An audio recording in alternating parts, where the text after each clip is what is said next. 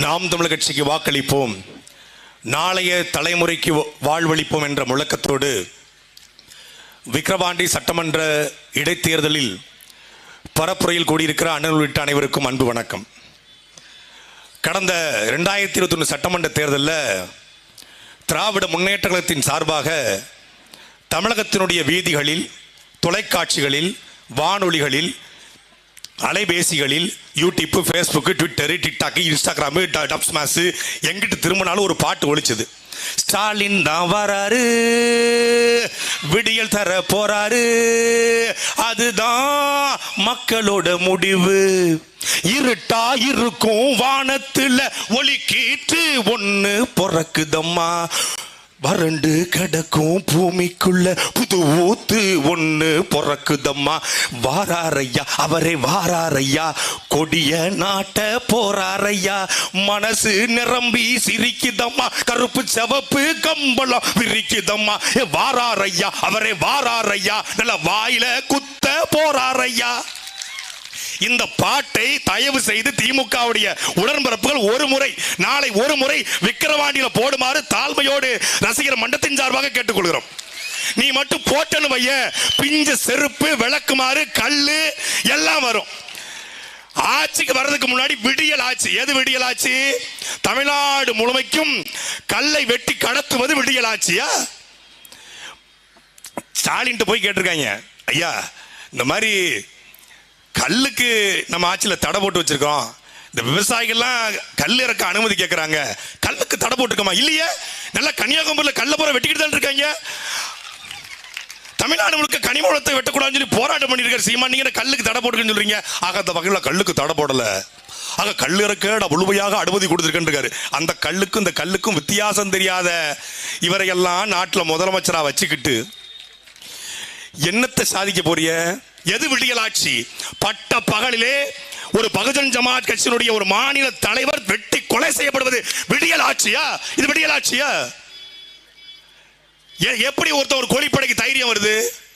எப்படி போய் அவன் வந்து ஒரு சிசிடிவி இருக்கு, சென்னையினுடைய பிரைம் டவுன், அது எப்படி துணிச்சல் வருது? 32 நாட்கள்ல எங்களுடைய அண்ணன் கன்னியாகுமரியில் இந்த தக்கலை மாவட்ட செயலாளர் சேவியர் குமாரை படுகொலை செய்த அந்த குற்றவாளிகளை 32 நாள்ல நீ விடுதலை செஞ்சதால் இன்னைக்கு ஆம்ஸ்ட்ராங்கை வெட்டி கொள்ளுக்கான தைரியம் அவனுக்கு வருது. நீ அந்த குற்றவாளிய 32 குண்டாஸ்ல ஒரு போர்டுன்னு ஒன்று இருக்குங்க, அறிவுரை கழகம்னு. அது அறிவுரை கழகமா இல்ல எங்களை போன்றவர்களுக்கு சொன்ன வழக்கு போட்டுருவாங்க. வழக்கெல்லாம் இப்போ ஒன்றும் பெரிய இது இல்லை, எங்கள் அண்ணன் சொன்ன மாதிரி உதிர்ற மயிருக்கு சமமாக போயிடுச்சு, அது வேற. ஆனாலும் எதுக்கு அந்த குண்டாஸ் போர்டு? நான் கைது செய்யப்பட்ட பொழுது குண்டாஸ் போர்டுக்கு என்னை கொண்டு போறாங்க, கொண்டு போகணும். ஜனவரி மாதம் 24 ஜனவரி 2 குண்டாஸ், 24 குண்டாஸ் போர்டு. எவ்வளவு தொடை நடுங்கி அரசாங்கமா இருந்திருந்தா 22 வரைக்கும் குண்டாஸ் போர்டுக்கு கூட்டு போறான். 26 எனக்கு பிறகு வருகிற நம்பருக்கு கூட்டு போறான். என்னைய மட்டும் கூட்டு போல. ஏண்டா சீமான் தம்பியை பார்த்தா டவுசர்ல மூத்திரம் போற இந்த அரசாங்கத்தை வச்சுக்கிட்டு நீ என்னத்தை சாதிக்க போற? 24 குண்டாஸுக்கு போனா எப்படி அவன் ப்ரிப்பரா இருப்பான்? மானங்கட்ட கேள்விய இந்த அரசாங்கத்தோட நல்லா கொதிச்சு போயிருந்தேன் கேட்பான் அப்படின்னு பயந்துகிட்டே என்னைய கூட்டு போகாம என் சார்பா ரெப்ரசன்டேட்டிவ் யார் எங்க ஐயா சேவியர் பெலிக்ஸும் கேம்பல செல்வாவும் எங்க மனைவி மாதரசியை தயார் பண்ணி அனுப்புறாங்க. அது பாவம் பிள்ளை என்ன பண்ணும், ஃபெயில் கொடுத்துருக்கேன், அப்பெல்லாம் கொடுக்க முடியுமா? அவர் நாட்டுடைய முதலமைச்சரே ஏத்து பேசிட்டாரு. அப்ப முதலமைச்சரை ஏத்து பேசக்கூடாதா? இடிப்பாரா இல்ல ஏமாறா மன்னன் கிடப்பார் இலானும் கெடும் என்று வள்ளுவன் சொல்றான். முதலமைச்சர்லாம் வானத்திலிருந்து பிறந்து வந்தாரா இல்ல பிறக்கும் போதே முதலமைச்சரா? முதலமைச்சர் யாரும் பேசக்கூடாதா? சவுக்கு சங்கர் பேசினா குண்டாசு, கல்யாண் ராமன் பேசினா குண்டாசு, கிஷோர் கேசாமி பேசினா குண்டாசு, துரைமுருகன் பேசினா குண்டாசு, இடுமான கார்த்திக் பேசினா குண்டாசு, போனாச்சு யார் பேசினாலும் குண்டாசு. ஆனால் கூலிக்கு கொலை செஞ்சவனை குண்டாசுல போட மாட்டாங்க, கள்ளச்சாராயம் காட்சி வித்தவனை குண்டாசுல போட மாட்டாங்க. ஏன்? காட்சி வித்தவன் பூரா அவன் ஆளுக. கொன்னவன் திமுக காரனா இருந்தா செத்தவன் மேல இழிவுபடுத்து. இதான் திமுகவுடைய கழக ஹைனாக்களுடைய ஃபார்முலா. கொன்னவன் திமுக காரனா இருந்தா செத்தவனை அசிங்கப்படுத்து. இப்ப ஆம்ஸ்ட்ராங் அசிங்கப்படுத்துறாங்க. அவருடைய அரசியலைகளுக்கு மாற்று கருத்து இருக்கலாம், ஆனால் 1500 வழக்கறிஞர்களை படிக்க வைத்த ஒரு சமூக சீர்திருத்தவாதி ஆம்ஸ்ட்ராங் படிக்க வச்சிருக்காரு. சாதியை வைத்து பிழைக்கிற தலைவருக்கு மத்தியிலே அந்த சாதிய சமூகத்திற்காக ஏதோ ஒரு வகையில நின்று இருக்கார். அவர் இன்னைக்கு போயிட்டார். இதுதான் விடியல் ஆட்சியா? இந்த ஒரு மாத திமுக ஆட்சியில் இந்த ஒரு மாதத்துல 133 கொலைகள் தமிழ்நாட்டில் நடந்திருக்கிறது. 133 கொலை. இப்ப என்னை போன்றவர்கள் எப்படி அரசாங்கத்தை எதிர்த்து பேசுவது? கனிமவள கொள்ளை எதிர்த்து, ஆத்துமல் கொள்ளை எதிர்த்து, அரசனுடைய ஊழலை எதிர்த்து எவன் பேசினாலும் வழக்கு, எவன் பேசினாலும் சிறை, எவன் பேசினாலும் குண்டாசு. ஆனா கூலிப்படைய காசு கொடுத்து வழக்குது. திமுகவுக்கு தெரிஞ்சுதான் இந்த கொலை நடந்துச்சு. சத்தியம், திமுகவுக்கு தெரியாம இந்த கொலை நடக்காது. தமிழ்நாட்டில் எல்லா கொலையும் திமுகவுக்கு தெரிஞ்சு நடக்குது. இது ஒரு ஆட்சி. முதலமைச்சர் 3 வருஷம் ஆச்சு. 3 வருஷம் கழிச்சு வீடியோ கால்ல ஆக டாட் முதல்வன் சொல்லுங்க, நீங்க யாரு என்ன கேட்டு பேசுறீங்க? ஆக கட்ட கட்டது கை ஆடுது. ஆக சொல்லுங்க, ராமநாதபுரத்துல இருந்து பேசுறீங்க? ராமநாதபுரமா? நல்லவேளை ராம்நாடுன்னு சொல்ல, அவர் எந்த நாடுன்னு கேட்டிருப்பாரு. ஆக எங்க பேரோட எவர் சரஸ்வதிங்கய்யா. ஆக சரஸ்வதி, நீங்க எத்தனாவது படிக்கிறீங்க? ஐயா நான் இல்லைங்க, என் பிள்ளைதான் என் 3ஆவது படிக்கிறது. இத வச்சுக்கிட்டு வந்துட்டாங்க. அம்மாவுக்கு பிள்ளைக்குமே வித்தியாசம் இல்லை. இவர்கிட்ட போயிட்டு நீங்க கல்லுக்கு இறக்க நீங்கள் அனுமதி வேண்டும், பதநீர் இறக்க அனுமதி வேண்டும். பதனியை கொண்டு போய் கொடுக்குறாங்க. ஸ்கிரிப்ட் தான். பாதிரிமார்கள் எங்ககிட்டயும் பாதிரிமார் இருக்காங்க. தமிழ் தேசிய பாதிரிமார்கள், உண்மையான பைபிளை படித்த பாதிரிமார்கள், இயேசுவின் வழிவந்த பாதிரிமார்கள், உண்மையாக கிறிஸ்தவ மதத்தின் மார்க்கத்தின் படி கூடிய பாதிரிமார்கள் எங்களுடைய அண்ணன்மார்கள். ஆனா அங்க ஒரு 4-5 செட்டப் பாதிரிமாரத்துக்கு வச்சிருக்காங்க. அதை வச்சுக்கிட்டு அக்கா கனிமொழி எல்லாம் உட்கார்ந்துருக்காங்க. பணைய ஏறக்கூடிய அண்ணன்மார்கள் உட்கார்ந்துருக்காங்க. நல்ல ஓலையை புடைச்சு கொடுத்துட்டாங்க. அது வரைக்கும் ஸ்கிரிப்ட் சூப்பரா போயிட்டு இருக்கு. வாயை வச்சு சும்மா இருக்குமா? இது கருணாநிதி மகனாச்சுல, ஓவர்ல பண்றேன்னு சொல்லுவாங்க. நடிக்கும் போது ஓவர்ல பண்ணி நடிப்பாங்க அப்படின்னு.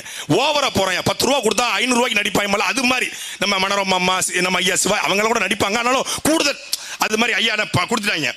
பதனியை பொத்துனாப்புல குடிச்சு வந்திருந்தா ஒண்ணும் இல்லை, ஸ்கிரிப்ட் நல்லா இருந்திருக்கும். ஆக அந்த வகையில் இதுகிட்ட இடிப்பாருக்கு சக்கரை போடுவீங்களா? பதனியில சக்கரை போடுவான்னு கேட்கக்கூடிய நீ போய் நாட்டை கொடுத்துட்டு நீ கல்லிறக்க அனுமதி கொடு, பதனியருக்கு அனுமதி கொடு, எனக்கு தென்னம்பால் வேணும், பணம்பால் வேணும். உனக்கு தென்னம்பால் கிடைக்காது, பணம்பால் கிடைக்காது. உனக்கு செத்தா நாளைக்கு பால் தான் கிடைக்கும். கொடுமை. தண்ணி மேல லாரியை ஏத்துறாருங்க ஒருத்தர். அவர் நாட்டினுடைய முதலமைச்சராக இருந்தா நாடு விளங்குமா? ஹைட்ரோ கார்பன் சொல்றதுல ஹைட்ரோ பைட்டுங்கிறாரு. பொள்ளாச்சியில பாலியல் பலாத்காரம் நடந்துச்சு. ஆக பொள்ளாச்சியில பாலியல் பலகாரம் நடத்திருக்காங்களே. பாலியல் பலகாரமா? அங்க என்ன வடையா சுட்டு வித்துக்கிட்டு இருக்காங்க? அப்ப யார்கிட்ட ஆட்சி வரணும்? யார்கிட்ட ஆட்சி வரணும்? ஒரு அன்பான சர்வாதிகாரிட்ட ஆட்சி வரணும். தவறு செய்தவன் பிடிப்பது காவல்துறையின் வேலை அல்ல, குற்றம் நடப்பதற்கு முன்பு தடுப்பதுதான் காவல்துறையின் வேலை என்று இந்தியாவிலே ஒரு தலைவர் ஒரு சிறந்த காவல்துறை உருவாக்கும் என்று சொன்னது நம்முடைய அண்ணன் செந்தமிழன் சீமான் மட்டும்தான். நீங்க நினைச்சிட்டு இருக்கீங்களா காவல்துறை நமக்கு எதிராக இருக்குன்னு? தங்கச்சி அபிநயாக்கு தெரியும். இந்த விக்கிரவாண்டியில காவல்துறை எப்படி எல்லாம் செயல்பட்டது என்று எல்லாருக்கும் தெரியும். தமிழ்நாடு முழுக்க காவல்துறை எப்படி செயல்படுதுன்னு எல்லாருக்கும் தெரியும். உண்மையிலே காவல்துறையில் இருக்கக்கூடிய அண்ணன்மார்களும் தம்பிமார்களும் நம்முடைய மாமன்மார்களும் சித்தப்பா பெரியப்பாமார்களும் காமராஜருக்கு பிறகு ஒரு நேர்மையான தலைவனுக்கு சல்யூட் போட காத்திருக்காங்க. முள்ளமாரிக்கும் உடிச்சவைக்கும் கேப் மாரிக்கும் கள்ளச்சாராயம் காய்ச்சுபவனுக்கும் ஆத்துமலை கொள்ளையடிப்பவனுக்கும் கனிம வளத்தை கொள்ளையடிக்கும் லூழல் பேர்வழிக்கும் சல்யூட் போட்டு அவன் நரம்பெல்லாம் சுண்டி போச்சு. உண்மையிலேயே இன்றைக்கு கம்பீரம் சரத்குமாரை பார்த்துட்டு, சிங்கம் சூர்யாவை பார்த்துட்டு, சாமி விக்ரம பார்த்துட்டு, வாழ்று வெட்டிவல் சத்யராஜை பார்த்துட்டு, சினிமாவை பார்த்துட்டு நேரடியா போலீஸுக்கு வந்த அத்தனை பேரும் வெறப்பா நிக்கிறான். அவன் சட்டைக்கு மட்டும் கஞ்சி போடல, உள்ளேயும் கஞ்சி போட்டிருக்கான். காவல்துறையிலையும் கிட்டத்தட்ட 70 விழுக்காடு நேர்மையான காவல்துறை அதிகாரிகள் இருக்கிறார்கள். 2026 நீ பாப்ப. நீ ஒரு சகாயத்தை பார்த்திருக்கிற, ஒரு இறையன்பை பார்த்திருக்கிற, ஒரு சைலேந்திரபா பார்த்திருக்க. 34 மாவட்டத்துக்கும் 34 சைலேந்திரபாபு கமிஷனராக அண்ணன் சீமான் போடுவார். 34 மாவட்டத்துக்கும் 34 இறையன்புகளை சகாயங்களை அண்ணன் சீமான் போடுவார். இருக்காங்க, ஐடென்டிஃபை பண்ண ஆள் இல்ல. தலைவன் எவ்வளியோ தொண்ட நவளி. தலைவன் நேர்மையா இருந்தா தொண்ட நேர்மையா இருப்பான். அப்படி ஒரு காலத்தை உருவாக்கணும். இந்த விக்கிரவாண்டி மண்ணிலே வாழ்கிற மக்கள் எங்க கொடுத்துருக்காங்க பாருங்க கூட்டத்தை. எங்க கொடுத்துருக்காங்க பாருங்க. ஊருக்கு ஒதுக்குப்புறமா அப்படி நின்று பேசிட்டு போங்கப்பான்னு. ஏன்னா உதயநிதி ஸ்டாலின் உள்ள வராரு. அப்படியே உள்ள வந்து அவர் அப்படியே பேசி புரட்சி தீய பத்த வச்சிருவாரு. அப்படியே வன்னியரையும் படையாட்சியும் கட்டி பிடிச்சி கலங்க வச்சிருவாரு. தேவரையும் தேவேந்திரையும் சண்டை போடாம தடுத்துருவாரு. இந்து இஸ்லாமியர் ஒற்றுமையை பேசி அப்படியே கட்டி பிடிக்க வச்சிருவாரு. அப்படியே நேர மேல்பாதி கிராமத்தில் கூட்டு போய் திரௌபதி அம்மன் கோயில் பூட்டை உடைச்சி அப்படியே 2 பேரையும் உள்ள கூட்டு போயிருவாரு. அப்படியே வேங்க வயல் மலம் கலந்த தண்ணியை துருதிக்கு போட்டு நல்ல தண்ணியை ஊத்திடுவாரு. அப்படியே சாலைகளை போட்டு கழிவறையை கொடுத்து பள்ளிக்கூடம் கட்டி படிக்க வச்சு வேலை கொடுத்து சம்பளம் கொடுத்து உயர்த்திடுவாரா? விளையாட்டு பிள்ளைய கொண்டு விளையாட்டு துறைக்கு போட்டு வச்சிருக்காங்க. செங்கலையும் முட்டையும் தூக்கி தெரியுது. இப்ப 40 நாள் ஐயா ஸ்டாலின் அவர்கள் வந்து லண்டன் போற, இது அமெரிக்கா போறாப்லையா. என்ன இந்த அன்னியன் படத்துல சார்லி வந்து படுத்திருப்பாரு, விக்ரம் வந்து கேட்பாரு என்ன பண்ணிட்டு இருக்கீங்க அப்படின்னு. டயர்டா ரெஸ்ட் எடுத்துட்டு இருக்கேன். எதனால ரெஸ்ட் எடுத்துட்டு இருக்கீங்க? ரெஸ்ட் எடுத்து டயர்டாயி ரெஸ்ட் எடுத்துட்டு இருக்கேன். சேம் முதலமைச்சர் ஸ்டாலின், எதுக்கு அமெரிக்கா போறீங்க? டயர்டாயி அமெரிக்கா போறேன். ஏன் டயர்ட் ஆயிட்டீங்க? ரொம்ப ரெஸ்ட் எடுத்ததுனால டயர்ட் ஆயிட்டேன், அதனால அமெரிக்கா போறேன். அவர் அமெரிக்கா போறதுனால இவருக்கு பொறுப்பு முதலமைச்சராக இவர் கொடுக்க போறான். அவராலே ஒண்ணும் செய்ய முடியல, இவர் வந்து என்ன செய்ய போறான்? வரட்டும். எங்களுக்கு இந்த மாதிரி பீஸ் தான் தேவைப்படுது, இந்த மாதிரி பீஸ் தான் தேவைப்படுது. ஏன்னா இறங்கி அடிச்சு விளையாட வேண்டிய களம் ஆரம்பிச்சிருச்சு. அதனால உற்சாகமா வேலை செய்வோம். இந்த சட்டமன்ற தேர்தலில் எப்படி வேலை பார்த்தோமோ அதே போல 9ஆம் தேதிக்கு பிறகுதான் நாம் ஒவ்வொரு கிராமங்களையும் வேலை பார்க்கணும். அண்ணன் அன்பு கட்டளை கொடுத்திருக்காரு, தமிழ்நாட்டில் நாம் தமிழர் கட்சி புலிக்கொடி பறக்காத கிராமங்கள் இருக்கக்கூடாது. நான் தமிழ்நாட்டில் நாம் தமிழர் கட்சியுடைய கிளை இல்லாத கிராமங்கள் கூடாது. 12,500 கிராமத்துக்கும் அண்ணன் சீமான் வருவாரு. கிளைகளை கட்டுவோம், 26 கோட்டையை பிடிப்போம். நன்றி, வணக்கம். நாம் தமிழர்.